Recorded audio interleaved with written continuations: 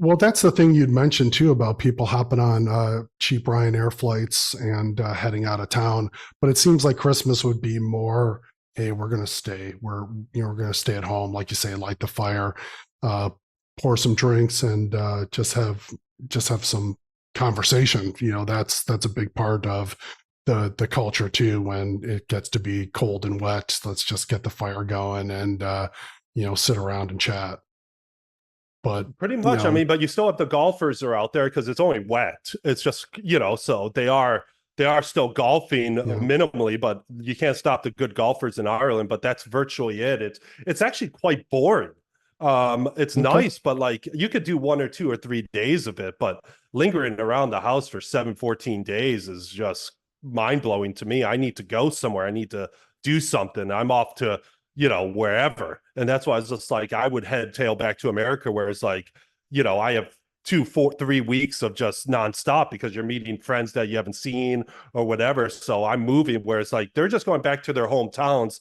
And the Irish are very much home birds. They do go back to Cork or, even, the Midlands or Galway, and they're just, going to the pubs and having a good time. And it works for them. And after Christmas, it's whether they do that vacation, but usually they don't. They still just stick around Ireland, Hmm. where most Americans are like, hey, it's the 26th, 27th. I'm going to head down to Florida. I'm going to, go skiing or whatever.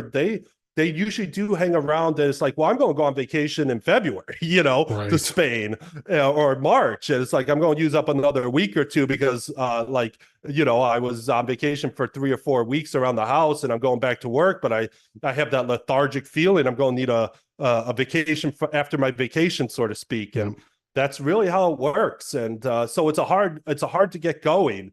And that's, as you can imagine, why Europe is not as economically productive as America, where like, yeah, you can get Christmas Eve or Christmas Day off and get back to it, or even St. Stephen's Day for the Americans, that's the day after Christmas. In UK, that's called Boxing Day. I Hmm. still don't understand, I guess, why it's called Boxing Day. Maybe there's big fights that day, or I don't know. But No, there's a different reason, but we can get into that.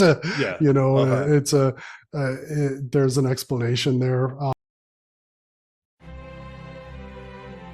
On the 26th of December, St. Stephen's Day in the Christian calendar, people in America go back to work.